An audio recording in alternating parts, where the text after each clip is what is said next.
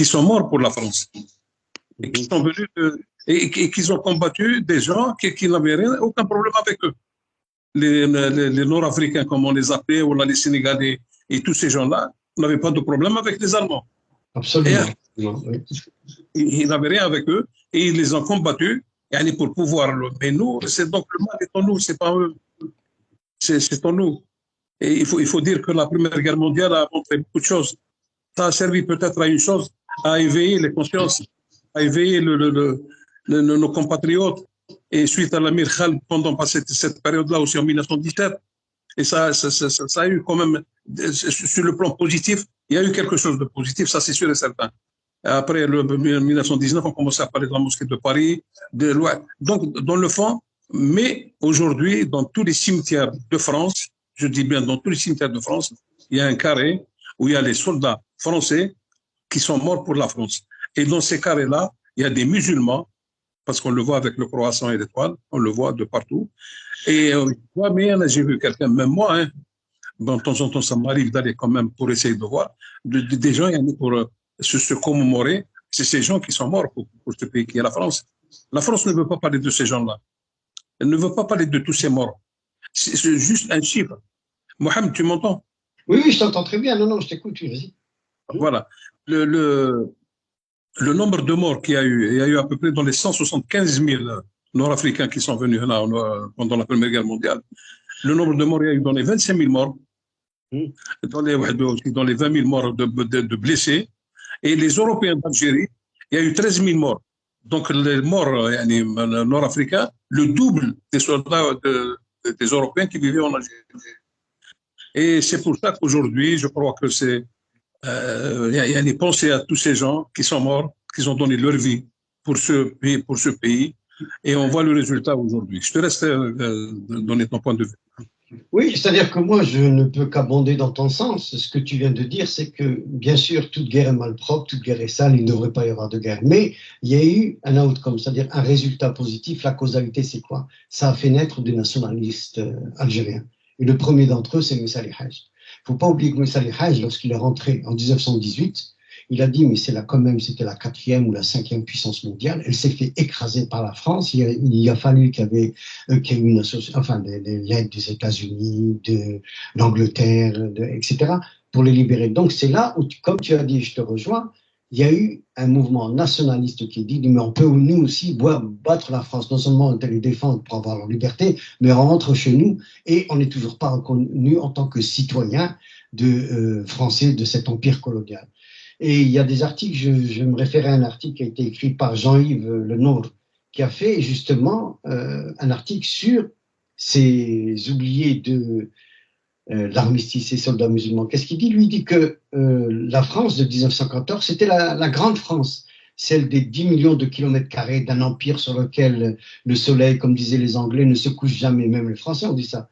Mais elle était quand même, entre guillemets, une puissance grâce à ces armées d'Afrique. Et ces armées d'Afrique, l'armée de l'Afrique, c'est une armée musulmane. La plupart étaient des musulmans. Et sous cette autorité, évidemment, il y avait une vingtaine, comme tu disais tout à l'heure, de musulmans, dont la plupart venaient d'Afrique du Nord, ou peut-être aussi un peu de l'Afrique noire. Et c'est les sujets coloniaux qu'on a pris, qu'on a engagé pour répondre à ce que tu as dit dans la Grande Guerre, dans cette Première Guerre mondiale. Et la France, maintenant, elle avait, d'après les chiffres, je vais reprendre un petit peu les chiffres que tu as dit, c'est 40 000 Marocains, 13 000 Sénégalais, et on prend aussi, comme tu as dit, 80 000 Tunisiens, et puis surtout 175 000 Algériens. Alors pour la première fois, il faut faire une place, qu'ils le veuillent ou pas, il a fallu faire une place à l'islam sur le territoire français. Et là, il fallait non seulement contenter les soldats musulmans, mais c'était surtout dire qu'on respecte votre croyance. Et c'était pourquoi? C'était pas seulement pour respecter la croyance des musulmans, parce qu'à la limite, il y avait la loi Crémeux qui était encore en application, les juifs pouvaient être français alors que les musulmans algériens ne pouvaient pas l'être, mais c'est parce qu'il y avait une propagande, il ne faut pas l'oublier, peut-être que tu vas en toucher un mot aussi, il y avait la propagande germano-ottomane, c'est-à-dire les forces de l'Axe, qui faisait des provocations pour inciter les musulmans des colonies françaises à se rapprocher des Allemands, la force de l'Axe, c'est-à-dire la Turquie, l'Allemagne et le Japon. Mais surtout, les Allemands avaient compris que la France, avec cette puissance, la France et l'Angleterre d'ailleurs, avaient une grande partie de leurs soldats qui servaient de chair à canon, bien entendu, en tant que musulmans. Et c'est là où les Allemands ont dit on va faire une propagande. Et c'est là où on peut en toucher un mot. Il y avait un échec du djihad au service de l'Allemagne, c'est-à-dire que ça faisait des années que les Allemands ont voulu, pour projet, instrumentaliser l'islam en cas de guerre en Europe. Alors, dans les calculs de Berlin, ça avait déjà commencé avec le traité de Berlin, avec Bismarck en 1778, je pense. Alors, qu'est-ce qu'il disait? Il dit, on ne va pas lésiner sur les moyens, on va faire de la propagande. Alors, il suffirait à ce moment-là de s'allier à l'Empire ottoman, parce que avant le traité de Versailles de 1919, c'était l'Empire ottoman, c'était aussi les musulmans. Et l'Allemagne était avec l'Empire musulman. Et c'est pour ça, je me répète, ils ont essayé de jouer sur cette propagande. Bon, maintenant, ils ont été pratiquement à dire, pousser le sultan à l'époque de l'Empire ottoman, de ce qui restait de l'Empire ottoman, à proclamer la guerre sainte contre les Français, les Anglais et les Russes. Il disait, les Allemands, mais regardez comment les Français, ces colonisateurs, les Français et les Anglais vous considèrent. Nous, vous venez chez nous, vous allez avoir tous vos droits. Et regardez, nous sommes associés avec le sultan ottoman. Donc, est-ce que cela a fonctionné ou pas? Toujours est-il que le sultan ottoman, il a essayé de provoquer ces insurrections. Est-ce qu'il a réussi? Je ne pense pas, puisque, bon, encore une fois, les soldats de l'armée africaine, pour la plupart qui étaient des musulmans, sont restés dans les rangs de l'armée française, de l'armée anglaise, etc. Est-ce qu'ils l'ont fait par devoir? Je ne pense pas, c'était un peu plus par obligation. Et c'est là où je dis que, encore une fois, ces soldats musulmans qui sont morts dans les tranchées, il faut les reconnaître, il faut cesser de blâmer ce qu'il y a aujourd'hui dans les banlieues parisiennes, etc. Et je dirais même, il faut cesser d'ignorer, de ne pas fêter les musulmans qui sont morts. Oui, comme tu as dit au début, il y a la mosquée. D'ailleurs, la première mosquée qui a été faite avant la mosquée de Paris, c'était en 1916. Je crois que c'était à Nogent. Et c'était pour les musulmans déjà qui commençaient à mourir. Après, bon, bien évidemment, il y a eu Verdun, etc. Mais je ne sais pas si tu peux un petit peu reprendre sur ça, Nourdine, ce que je viens de dire. C'est cette reconnaissance des soldats musulmans, c'est pas la mosquée de Paris. La mosquée de Paris, c'est venu bien après. Mais c'était déjà dans les rangs des soldats musulmans qui commençaient à se manifester, et aussi ils avaient peur aussi de la propagande allemande. Je ne sais pas comment, si tu peux insister un peu sur ça, si tu as d'autres informations sur ce que je viens de dire. Tu es d'accord? Tu veux rajouter quelque chose? La première mosquée, je crois qu'elle a été envisagée en 1856-57. Oui, oui, déjà. Je parle pas dans la Première Guerre mondiale. Et la première mosquée qui a été dans la région PACA, c'est une mosquée qui se trouve à Fréjus jusqu'à actuellement. Elle est considérée même comme un musée. La mosquée de Paris, c'est toute une affaire parce qu'il y a eu beaucoup de musulmans qui ont participé à la construction. Normalement, il devait y avoir un institut. Quand on dit un institut, c'est une université. Et chose que les Français de l'époque ne voulaient même pas savoir parce que l'université, ça va ouvrir les yeux des gens, ça va les inciter à s'émanciper. Donc, qu'est-ce qu'ils ont dit? Une mosquée. Une mosquée, c'est beaucoup plus facile. C'est ça le. Et la mosquée, bon, mais le problème qui s'est posé, c'est Mohamed. Il y a la discrimination et le racisme. Lorsqu'il y a eu la mosquée, bon, en 1926, je crois qu'elle a été inaugurée, ou la 25. Oui, en 26, oui, c'est en 26. Oui, ça. Voilà. Après, il fallait trouver autre chose. Il fallait l'hôpital franco-musulman à Vicenne, dans la région, à Bobigny, pour aller dans un hôpital spécialement pour les Nord-Africains. Parce que les gens, après la Première Guerre mondiale, ils s'exilaient, ils venaient en France pour trouver du travail. Après, ils étaient obligés de se faire soigner. On ne pouvait pas les mettre dans des hôpitaux où il y a les Blancs. Donc, c'est pour ça qu'il y a eu le premier hôpital qui a été construit pour les musulmans. Que pour les Nord-Africains, que pour les Lois. Et après, bon, ces gens-là, dans ces hôpitaux-là, ils décédaient. Donc, il fallait bien trouver quelque chose. Quand on voit que la loi française, elle interdit les carrés musulmans, elle interdit, par exemple, des cimetières confessionnels, Mais pour des cas comme ça, il est malade, s'il meurt, on va l'enterrer juste à côté. Et c'est le premier aussi cimetière qui existe actuellement. Donc la discrimination et ce racisme contre cette communauté, il a tout le temps existé. Tout à l'heure, Missali Haj, Allah yarhamou. Avant Missali Haj, pourquoi je parle de l'émir Khaled. L'émir Khaled, c'est le petit-fils de l'émir Abkhadr, qui était un officier qui a fait ses études à Saint-Cyr. Et il y avait un mouvement, ce qu'on appelait les jeunes Algériens, et qui s'est émancipé. Et quand même, en tant que Français, en tant qu'officier de Saint-Cyr, il a été expulsé de France en 1926 vers la Syrie. Donc, ce racisme, il a tout le temps, il a poursuivi les Algériens, de tout le temps, de tout le temps, de tout le temps. Au niveau de l'armée, il faut que les gens sachent que le musulman, il n'avait pas droit, par exemple, pour être pilote, pour être un spécialiste des bateaux, des sous-marins. Le soldat musulman, c'était les chars, c'était voilà, que les trucs où il n'y avait pas beaucoup, parce qu'il y avait toujours cette suspicion qu'il y a un retour contre les Européens, contre les Français. Et c'est pour ça que moi je pense que la méconnaissance de notre histoire, les gens ne parlent même plus de ça. On voit aujourd'hui en France, dans les télévisions, dans toutes les télévisions, dans toutes les chaînes, on est en train de commémorer le 11 novembre. Le président de la République, le Premier ministre, dans tous les villages de France. الذكرى كما يقول الذكرى تنفع المؤمن. وحنا نشوفوا on regarde. Aujourd'hui, normalement, les musulmans de toute la France, avec 10-15 personnes, et y aller dans des cimetières, parce qu'il y a des carrés musulmans, des soldats musulmans qui sont morts pour la France. C'est bien inscrit. Il y a avec une gerbe de fleurs et on le dépose. Pour montrer à ces gens-là, comme quoi, nous sommes au courant que nos parents ils sont venus pour vous libérer. Ben, moi, c'est toujours avec beaucoup d'émotion que j'entends ce que tu dis. Lorsque tu dis que la France est raciste, bien sûr qu'elle est. On parle d'il y a 100 ans, le traité de l'armistice du 18 novembre 1918, mais lorsque je vois les campagnes qui ont été menées, bon, je sais qu'aujourd'hui, c'est peut-être pas le sujet de la discussion, mais toujours est-il qu'à la causalité, cette causalité, elle est là. Il n'y a rien qui a changé depuis, je dirais même depuis 1830, le jour où ils ont mis les pieds en Algérie, ils ont commencé la colonisation. Ils ne veulent pas accepter cette entité d'origine algérienne, marocaine, sénégalaise, bien que les parents combattus dans les tranchées se sont fait tuer, ça a été des massacres, comme je disais, c'était la chair à canon. Ça s'est répété ensuite, on en a déjà parlé, Nordine, toi et moi, après la Deuxième Guerre mondiale. On n'a pas voulu qu'ils défilent sur les Champs-Élysées. Il n'y a rien de nouveau dans tout cela. Mais ce que je dis, c'est, toi tu me dis, c'est parce que la communauté Tana n'est pas unie pour, comment dirais-je, essayer de combattre cet oubli, cette amnésie historique collective.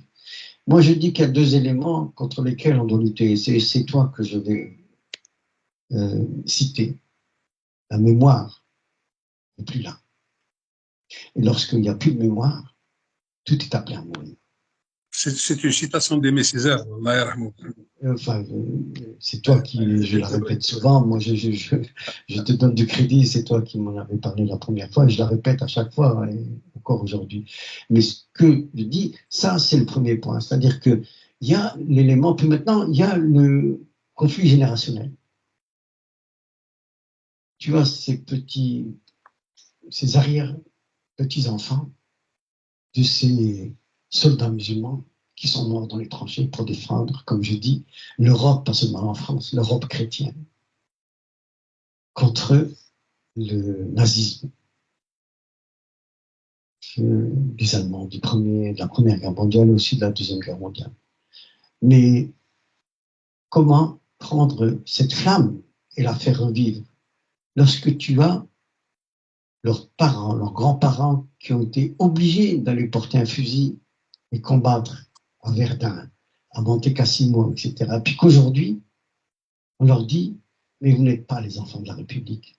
Alors que leurs grands-parents ont défendu cette République pour que eux soient considérés comme des citoyens par entière. Ça, c'est le premier point. Puis il y a les systèmes de rébellion, puis bien sûr, ces enfants-là, on ne les a pas éduqués. Et comme tu as dit à juste titre, on fait tout, absolument tout, pour ne pas citer ces soldats musulmans.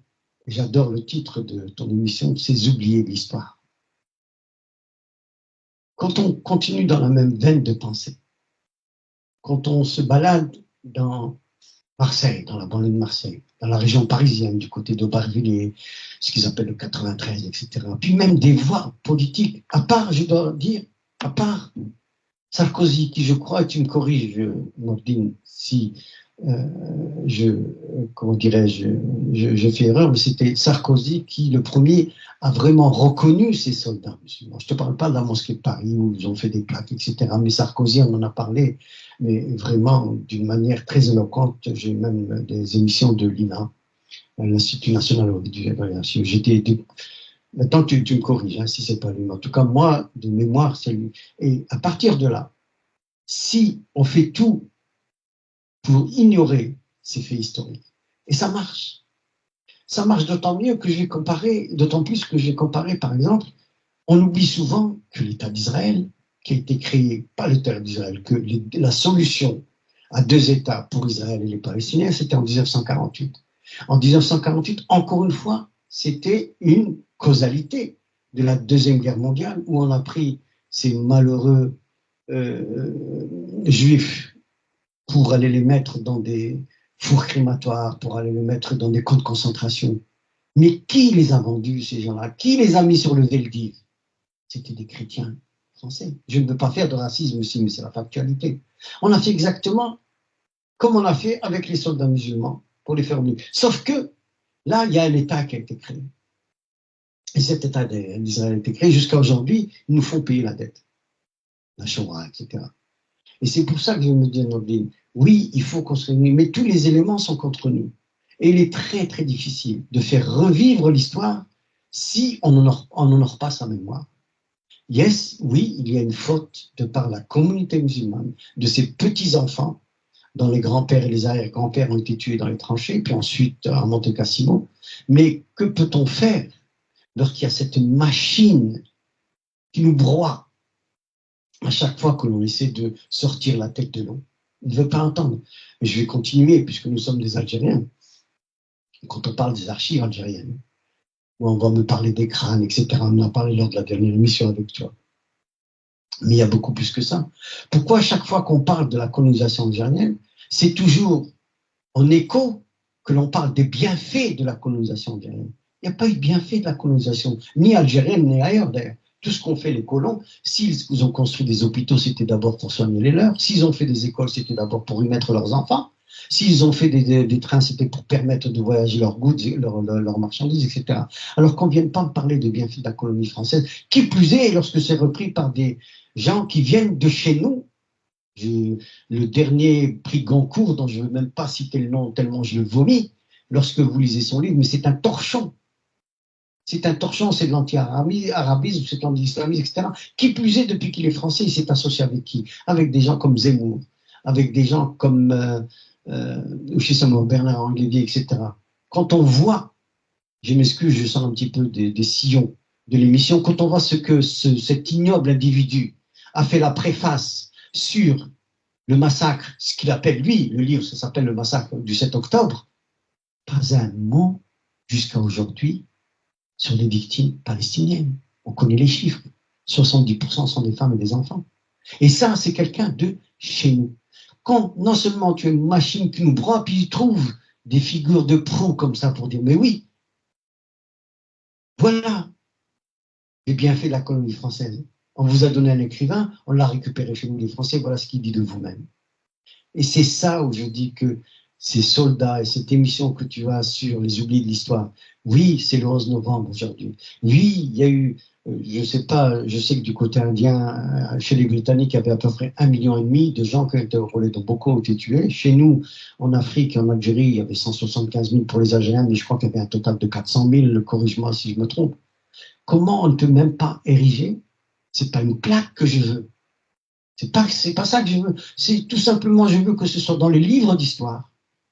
Et qu'on replace ces gens-là qui ont un rôle primordial dans cette libération de l'Europe chrétienne par des musulmans. Qu'on leur dise, voilà ce qu'ils ont fait. Mais qu'on dise aussi, jusqu'à aujourd'hui, on ne les a pas reconnus. Et il est temps de payer cette dette historique. Je ne sais pas si je me suis exprimé clairement, mais en tout cas, je m'excuse de le dire. Si je suis sorti vous avez soulevé un problème quand même qui est très important, c'est la colonisation. Et il ne faut pas oublier que l'officier de Gaulle, parce qu'il n'était pas encore général pendant la Première Guerre mondiale, il est resté en prison jusqu'à la fin. Il a été libéré presque juste avant le novembre 1918. Et les propos qu'il a tenus juste à sa sortie de prison, il disait que les Allemands devraient payer tout ce qu'ils ont fait, tout ce qu'ils ont détruit en France. Lui-même, il disait. Parce que l'Allemagne n'a pas perdu la guerre. Hein. Ils sont sortis comme ça. Et après, il y a eu des accords, et après, c'est fini, c'est tombé à l'eau. Et il parlait de réparation, déjà, ce qu'après, qui est devenu général de Gaulle. Il y a un homme politique français qui a toujours combattu contre les injustices, mais on ne parle pas beaucoup de lui. Et pourtant, c'est le héros de la Première Guerre mondiale. C'est Georges Clemenceau. Ah oui, oui. On ne parle pas de lui, on parle pas de lui. En 1871, justement pour le rendre justice, absolument. Voilà, en 1871, il a tenu des propos à l'Assemblée nationale française de l'époque contre la colonisation, contre tout ce qui s'est passé, en disant comme quoi que ce qui s'est en train de se passer, c'est anormal. Mais ce bonhomme-là, même dans les livres en France, on ne parle pas beaucoup de lui. Et pourtant, Georges Clemenceau, ça a été parmi l'un des hommes les plus influents de la France. Parce que déjà, pour commencer, il était contre la Première Guerre mondiale. Enfin, je sais pas. La Première Guerre mondiale. Et à chaque fois, quand il y a des gens, par exemple, qui défendent des bonnes causes, tout à l'heure, tu parlais du bienfait de la colonisation. C'est Douste Blazy. C'est en 2003, je crois qu'il a voulu faire passer une loi. Ouais, mais après, de suite, il y avait Jacques Chirac qui a un peu retiré le texte en disant c'est quoi les bienfaits de la colonisation. Parce qu'il y a eu quand même ce petit clash, on ne parle plus de bienfaits de la colonisation. Maintenant, quelle que soit la personne, ils vous disent que la colonisation, c'est quelque chose d'abject et quelque chose d'infect. Tout le monde le sait maintenant, on ne peut pas y échapper. Maintenant, c'est à nous, et moi je dis bien nous qui vivons en France, ne laissons pas à chaque fois que c'est Doulat al-Jazer, c'est l'État qui va nous aider. Non, on est capable de nous défendre, on est capable de s'organiser, d'aller devant les tribunaux, et de faire payer tous ces gens-là qui ont fait du mal, tous ces gens-là qui ont spolié ce pays pendant des années, des années. C'est ça le véritable travail qu'on doit faire. Un travail de mémoire, il faut le faire, le travail de mémoire. Il faut le faire. Et juste, et pour ça, je suis optimiste. Cette année, pour les examens du baccalauréat, il y avait 2 jeunes filles qui sont venues me voir. Ils ont fait quand même quelque chose de positif, je ne citerai pas leur nom. Je leur ai donné 2 livres, un sur les femmes qui se sont données, qui ont combattu pendant la Révolution, les femmes algériennes, et l'autre sur la colonisation. Et bien, grâce à ces 2 livres, ils les ont pris comme option, ils ont eu de très belles notes, ils ont eu leur baccalauréat. Donc, même les jeunes d'ici, ils commencent à s'intéresser à leur passé. Ils commencent à s'intéresser à c'est quoi la guerre d'Algérie, c'est quoi la colonisation. Et c'est pour ça qu'il faut être optimiste. Mais simplement, il faut que la communauté musulmane, dans son ensemble, il faut qu'on arrive, ne serait-ce que sur des thèmes qui peuvent nous unir, de nous réunir autour de ces thèmes-là. Et c'est tout, ma camarade de Ici à Marseille, il y a eu une école qui s'appelait l'école Bugeaud. Les gens, ils étaient très contents. Ils étaient très contents. Ils ont les Bugeaud, ils ont mis un musulman le nom de l'Ouest. Non, j'enlève Bugeaud, je donne l'école à quelle que soit la personne, mais la plaque de Bugeaud, il faut la laisser à vie pour que les gens sachent que les enfants qui vont à l'école. Et qu'est-ce que c'est Bugeaud? C'est un criminel, c'est un assassin et tout ça. Quand on enlève la plaque complètement et on met une autre plaque, au bout de 10-15 ans, ça disparaît. Il n'y aura plus de mémoire. Ils les laissent faire parce que les Européens sont très intelligents. C'est ça le véritable drame. Moi, je pense qu'il faut s'approprier, il faut que ces jeunes-là s'intéressent à leur histoire. Fadal, c'est Mohamed, vous avez la parole. Là, moi, je pense que là, il y a toujours, si tu veux, cette hantise pour moi, cette difficulté. C'est vrai, et j'abonde dans ton sens lorsque tu dis qu'il faut s'organiser. Moi, tu parles de l'Algérie, du Maroc, non, moi, je dis que la communauté française, musulmane, elle est importante. Qui plus est, dans les catégories socio-professionnelles, si on prend ces pauvres soldats qui ont été enrôlés de force pour aller faire la guerre en 14-18 et puis en 39-45, nos pays respectifs étaient sous la férule des colonisateurs, que ce soit les Anglais, que ce soit les Français, que ce soit les Belges ou même les Italiens avec la Libye. Quand on les a obligés à combattre. Puis ensuite, il y a eu, donc, pour faire les deux guerres 14-18 et 39-45, le puits des soldats, parce qu'il manquait énormément d'hommes pour faire la Première Guerre mondiale, et aussi on a été chercher dans les colonies. Donc, on les a utilisés comme soldats. Puis vient ensuite, donc là, c'est pour une question de nationaliste, pour se défendre contre l'ennemi, on va prendre des gens qu'on est en train de coloniser, qu'on avait, je veux dire, considérés pratiquement comme des esclaves avec le code de l'indigénat, etc. Je passe sur tout ça. Puis vient ensuite les années glorieuses de la France, 50, 60, 70. La France sort de la Deuxième Guerre mondiale, elle a beaucoup perdu de sa population active. Encore et de nouveau, on va aller chercher de la main-d'œuvre, qui plus est de la main-d'œuvre à bon marché pour faire tourner les usines Renault, pour faire tourner les usines Peugeot, pour faire tourner les usines textiles du nord de la France, l'île Roubaix-Tourcoing, pour faire tourner les usines de soierie à Lyon, et pour décharger les bateaux qui nous ramènent toutes ces marchandises, les docks de Marseille. Et tu es à Marseille, tu connais ça mieux que moi, tu y vis depuis très très longtemps. Encore une fois, cette communauté, au départ, c'était des colonisés, ensuite c'était des réfugiés économiques, pour être enfin des émigrés. Mais la ligne commune, pas la ligne commune, je me trompe, le point, le dénominateur commun de tout cela, que ce soit 14-18, 39-45, les glorieuses de 50, 60, 70, cette population a toujours été exploitée. Non seulement exploitée, cette population a été abusée. Non seulement abusée, cette population à qui on a volé des droits. Non seulement on lui avait donné des droits, cette population aussi, en lui enlevant ses droits, on l'empêche de faire partie de la République. C'est les enfants délaissés de la République. Je reviens au pogrom des Juifs en Pologne, ou bien en Hongrie, ou bien en Autriche. Mais nous avons, en France, il y a des pogroms qui ont été créés. Les pogroms du foyer de la Sonocatra, etc., etc. Et c'est là où j'en reviens pour abonder dans ton sens. Et je dis, oui, il y a la lutte qu'il faut mener. Mais avant tout, et je dirais ça entre guillemets, il faut qu'il y ait une décolonisation de l'histoire.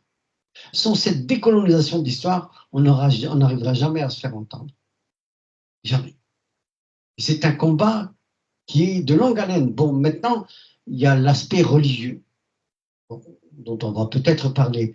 C'est vrai que la mosquée de Paris, puis la mosquée, bon, qui avait été effectivement, hein, dans les années 1850-1960, il y a eu des mosquées, enfin une mosquée qui avait été là. Mais, encore une fois, même dans cet aspect religieux, on ne prend que ces 500 ou 600 huluberlus qui s'habillent comment dirais-je, de cette espèce de tente sur, vous savez, le voile intégral, mais 99,99% des autres musulmans sont intégrés dans la société. Et même ça, on leur refuse. Maintenant, c'est vrai que dans les catégories socio-professionnelles, c'est plus les soldats qui ont été obligés d'aller faire la guerre, c'est plus les émigrés comme mon père qu'on a été chercher au milieu du désert pour faire tourner les usines de textile du Nord. Là, nous avons nos médecins, nous avons nos ingénieurs, nous avons nos entrepreneurs, etc. Mais même avec ça, il y a toujours ce spectre de l'ancien colonisé qu'on ne veut voir que, et encore, ancien colonisé. Le nom m'échappe de ce fameux businessman marseillais qui est très célèbre, qui était député aussi. Bernard Tapie. Non, c'est un Algérien dont je parle. Il a fait fortune. Oh mon Dieu. Il a créé le comité mondial de la diaspora algérienne. C'est Esmoulet chez toi. Oh mon Dieu. Il passe souvent à la télévision et sur tous les plateaux. Karim Zeribi. Oui, exactement. Quand on voit Karim Zeribi, comment il est traité. Tu cites Bernard Tapie. Bernard Tapie n'a jamais été accepté pour parler de Bernard Tapie, il n'a jamais été accepté en tant que tel. Pourquoi? Parce qu'il venait d'un milieu très très démuni. C'était pas un fils de grande fortune française ou bien de sang bleu comment dirais-je, de la noblesse française. Regarde comment il a fini, presque ruiné. Qui c'est qui l'a ruiné? C'est le système, parce qu'ils n'ont jamais accepté qu'il est parti de rien. Mohamed, juste pour ton information, sa Oui. femme aujourd'hui, elle vit avec le RSA. Oui, non, mais j'ai vu, malheureusement. Et c'est grâce au maire c'est grâce au maire de Valenciennes qu'il a aidé, je crois, à acheter un T2. Juste pour Mais juste pour continuer dans mon illustration, quand tu vois, lui, il est français, elle est française, alors un Algérien, énorme. Alors, ils sont capables de te donner leur vie entre leurs mains, celle de leurs femmes, de leurs enfants, parce que tu es médecin. Mais quand il s'agit de se présenter pour aller aux plus hautes, comment dirais-je, fonctions gouvernementales et avec un pouvoir décisionnaire, même s'ils l'ont, on va leur faire des misères les plus imaginables possibles et imaginables. On prend Dati, on prend Aditani, je ne sais plus comment elle s'appelle, une petite Marocaine qui était au ministère de l'Éducation, je pense, à un certain moment. Et c'est pour ça, je dis, je suis émotionnel. La jette de voilà. Et encore une fois, ça aussi, c'est une continuation de ce racisme. Je veux dire, c'est racisme aussi antisémite musulman, parce que nous sommes des sémites. On a oublié la Shoah. On les a dédommagés, mais on a oublié la Shoah dans le bon sens du terme. C'est-à-dire que, oui, on a oublié, mais on l'a fait revivre par quoi? Par tout cet argent qu'on a donné. Le Skoutou, on vous a donné ça. Vous faites partie du pouvoir décisionnaire. Vous avez le CRIF qui vous défend. Un juif est touché, toute la rue va se manifester. 40 000 musulmans se font tuer à Raza. On hésite à autoriser une manifestation. Bon, et tout ça, dans le dîner, là, je suis très émotionnel. Ce 11 novembre en soi, c'est quoi? Ce 11 novembre en soi, c'est quoi? C'est juste peut-être le nom de l'armistice, etc. Parce que bon, c'est la Première Guerre mondiale, c'est l'éclatement. L'éclatement de quoi? Et si l'éclatement de l'Empire musulman? C'est l'éclatement de l'Empire ottoman. En 1919, le traité de Versailles, oui, il parle de la défaite des Allemands, mais il parle surtout d'une continuation des accords Liesse-Picot de 1916 et du traité de ce sioniste avec autrichien qui veut la création d'un foyer juif. Mais pour les musulmans, ton émission, et je répète et je ne cesserai de répéter, c'est oublier l'histoire. C'est à nous de creuser dans leur tombe, de les faire revivre, de les déterrer de ces squelettes, d'enlever cette poussière de la colonisation pour en faire une décolonisation. Parce que si on ne fait pas ça, jamais, jamais, au plus grand soit-il, ils vont nous reconnaître. Même des gens, René Guénon, je sais que tu le connais, qui ont emporté l'islam, etc., il parle pratiquement du mysticisme de la religion musulmane, de la beauté de la religion musulmane. Mais il est très rare qu'ils vont te dire que c'est grâce à l'arabe que l'Europe a eu sa renaissance. On appelle ça le Dark Age.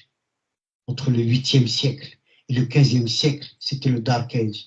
C'était pas le Dark Age. C'était la civilisation arabo-musulmane qui a brillé de par le monde. Dans toutes les bibliothèques universitaires aujourd'hui, quel que soit le pays où on se trouve, il y a un livre qui traite de cette période avec les découvertes en médecine, en géométrie, en mathématiques, même dans les cartes de marine, l'amiral. C'est l'émir, l'amiral, c'est l'émir al-Bahr. Donc, j'insiste et je vais conclure sur ça parce que là, je t'ai pris la parole. Le 11 novembre 1918, ce n'est qu'une figure. Comment dirais-je? C'est flou. Si on n'enlève pas ce voile du mensonge, si on n'enlève pas ce voile de la conviction judéo-chrétienne pour nous mettre au plus bas, on ne pourra jamais s'en sortir. Donc, je m'excuse, j'ai pris le micro un petit peu. Non, au contraire, je crois que, je pense à mon avis, moi, la mémoire, c'est quelque chose de très important, surtout la transmission de la mémoire. Et ça, je crois qu'il faut essayer d'utiliser tous les moyens légaux pour que ces jeunes s'approprient leur histoire. Ça, et moi, je le vois ici avec des jeunes, tout ça, je discute avec eux. Et ils commencent quand même à s'intéresser. Maintenant, ils se demandent d'où ils viennent. Pourquoi ils sont venus en France? dans quelles conditions ils sont venus, et de laisser un pays aussi grand et aussi beau que l'Algérie. Tu vois, ils commencent à se demander pour cher. Mais c'est la misère qui a fait pousser ces gens à venir. Tout en détruisant ces peuples, en détruisant ces pays, voilà, et jusqu'à présent, ça continue, ça continue. Mais tout à l'heure, tu as dit quelque chose de très important. Maintenant, il y a des gens chez nous, des médecins, des avocats, des chirurgiens. Le racisme a augmenté parce qu'aujourd'hui, on est visible. Avant, on était invisible. Maintenant, on est visible. Le bonhomme, il va dans un hôpital, et hop, le chirurgien, c'est un Mohamed. Le médecin, c'est un Moussa, et ainsi de suite. Donc, c'est pour ça que ça les gêne. Même au niveau des jeunes qui ont qui ont une bonne paye, qui travaillent bien, ils ont une belle voiture, ils se font beaucoup plus arrêter par les policiers, parce que dans leur tête, hop, c'est des vendeurs de drogue, c'est des vendeurs de ça. Mais je pense que ça commence quand même à aller encore quelques années. Quelques années, on ne parlera plus de ça. Et par la même occasion, on vit dans des pays où l'élection, ça a quelque chose de très important. Donc, il faut préparer l'élection présidentielle française dès maintenant. Moi, je lance un appel à tous nos compatriotes, quels qu'ils soient de gauche, qu'ils soient de droite, pendant les élections législatives, ils votent même pour le Front National, c'est le problème. Mais l'élection présidentielle, il faut dire à ces gens-là que le vote musulman, cette fois-ci, il va avoir quelque chose de positif. Parce que le prochain président de la République, j'en suis persuadé, si la communauté musulmane elle est unie, c'est nous qui allons désigner le prochain président de la République française. Et là, c'est le travail qu'il faut faire, parce que ça, c'est quelque chose de très important. Les gens, ils savent qu'ils sont inscrits dans les listes électorales, ils votent pour les socialistes, communistes, Front National, pour qui ils veulent, mais pour l'élection présidentielle, il faut dire que nous sommes là. Nous avons notre carte d'électeur et nous allons choisir le président qu'on veut. Et ça, il faut le faire, je pense que dès maintenant, et les prochaines émissions, ils vont en parler à chaque fois pour essayer de sensibiliser les gens, de se préparer. 2027, c'est demain. Tfadal, c'est Mohamed. Écoute, je vois que là, notre émission était prévue pour non, mais bon, je crois qu'on peut encore y rajouter un petit moment. Ce que tu dis là, pour moi, encore une fois, qui ai grandi en France, j'avais 1 an et demi lorsque ma mère a rejoint mon père, enfin rejoint mon père, non, il était emprisonné, mais quand on a été en France, et je peux voir qu'il y avait effectivement une évolution. Maintenant, quant à savoir, bon, maintenant je suis aux États-Unis, mais quant à savoir l'importance du bulletin de vote, tu me dis qu'il y a beaucoup de choses qui ont changé. Oui, c'est vrai, il y a beaucoup de choses qui ont changé, mais tu as dit quelque chose qui était très important, voter, marquer votre sceau, comment dirais-je, respecter la République. Mais j'ai peur aussi des dérapages. Quand je vois, et là je m'excuse encore une fois Nourdine, quand je vois par exemple Darmanin, il est de quelle origine Darmanin? Darmanin, il est de la ville où moi j'ai grandi, Tourcoing. Son grand-père est algérien. Et regarde ce qu'il a fait. Le pire ennemi qu'on ait pu avoir en tant que ministre de l'Intérieur. Bon, maintenant c'est vrai qu'il est revenu dans le Nord pour finir son mandat de député, et il se fait appeler Moussa. Pourquoi? C'est pour répondre à ce que toi tu as dit. Lui, il a saisi l'importance d'aller faire campagne auprès de la communauté, surtout que l'île Rouet Tourcoing, il y a une grande communauté, je n'ai pas les chiffres exacts, mais de communautés, je ne parle pas d'émigrés, mais d'Algériens, d'autres Marocains, Tunisiens d'origine française, je crois que c'est à peu près 25%. C'était, bon, surtout à l'époque de l'industrie. L'autre, c'est l'extrême droite, un autre, Jordan. Il est quoi son arrière-grand-père? Kabaili. Jordan Bordella. Eh, son arrière-grand-père, Kabaili. Tu vois, et ça, moi, j'ai peur des dérapages, tu vois, quand tu disais. Mais encore une fois, il y a toute une éducation politique qui doit se faire, un militantisme. Et c'est pas au nom des Algériens, des Marocains, des Tunisiens. Non, moi, je veux qu'ils disent que c'est au nom des Français musulmans. Ils sont français, c'est des enfants de la République. Et leur vote compte. Le meilleur exemple que je puisse donner, c'est celui de la communauté juive. La communauté juive a été décimée après la Deuxième Guerre mondiale. Elle a été complètement décimée. Et regarde aujourd'hui, 75 ans ou 80 ans après, c'est eux qui ont le droit de citer dans tous les rouages de la gestion du pays qui s'appelle la France, que ce soit économique, que ce soit politique, que ce soit social, que ce soit dans le milieu artistique, etc. Donc c'est là où je dis, Nourdine, oui, il faut qu'il y ait une prise de conscience qui doit se faire et ça commence au niveau du militantisme. Moi, il y a un organisme que je regrette beaucoup en France. C'était l'Amicale des Algériens en Europe, pour ne citer que celle-là. Il y avait un militantisme qui était extraordinaire. Pourquoi maintenant il n'y aurait pas une association des Français musulmans, mais qui milite au point de vue politique, qui n'ait pas peur de dire je suis musulman et je suis aussi un enfant de la République. Je peux être ministre, je peux être préfet, etc., etc., etc. Pas seulement pour servir de chair à canon, ou bien de remplir les lits des prisons. Enfin, je ne sais pas si je m'exprime clairement, parce que je suis très ému quand je parle de ça. Moi. Et je suis peut-être, je sais pas, je suis peut-être un rêveur, je ne sais pas. C'est vrai que c'est un combat. Il y a Bachar Abdallah, il a écrit un très beau livre, ce livre qu'il a écrit. Et il reconnaît ses fautes, il reconnaît tout ce qu'il a fait, et il reconnaît aussi les combats qu'ils ont été trahis par la France, hein. Pas eux, tous les autres. Mais moi, je reviens toujours à parce que la mémoire, c'est ça ce qu'il faut. C'est ça, absolument. C'est ça ce qu'il faut. Parce que ça, c'est que tout à l'heure, vous avez parlé de Karim Djeribi. C'est un Marseillais, bon, moi je le vois, j'ai eu l'occasion de le voir à plusieurs reprises. C'est vrai que c'est un jeune qui est dynamique. C'est un jeune qui il arrive quand même à se maîtriser. Il n'arrive pas quand même, parce que sinon il aurait déjà ça, depuis longtemps chassé de la télévision. Mais il se maintient quand même. Il se maintient et ils ne peuvent pas le mettre contre d'autres parce qu'ils n'ont rien contre lui. Mais le dernier mot, il n'est pas passé, par exemple, une occasion sans dénoncer quelque chose. Il y a des jeunes qui sont capables, il y a des jeunes qui peuvent faire de la politique. Tu as parlé de la communauté juive de France. Avant 1900, il y a eu des pogroms en Algérie. Ils ont été massacrés, ils ont été tués, ils ont été, leurs magasins brûlés, et ainsi de suite. Mais là, ils ont découvert une chose, qu'à partir de ce moment-là, s'ils veulent s'en sortir, il faut que leurs enfants ils soient instruits, ils soient avocats, ils soient médecins. Et c'est depuis ce temps-là qu'ils ont donné la possibilité à leurs enfants de se défendre. Et aujourd'hui, quand on va ici en France, qu'on ne le veut pas, la communauté juive, elle occupe une place très importante dans l'État français. Personne ne peut le contester. Ça. Et c'est à nous, à nos enfants. Il faut leur inculquer.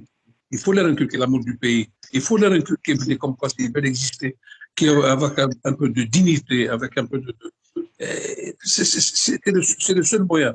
Boudiaf, Allah yarhamou, le dernier mot qu'il a utilisé, باش فايتين هذا الغرب باش فايتين العلم avec quoi يعني nous dévance dans toute la science ولا منين قال لهم غير بالعلم باش بحال et après il a reçu une rafale dans le dos.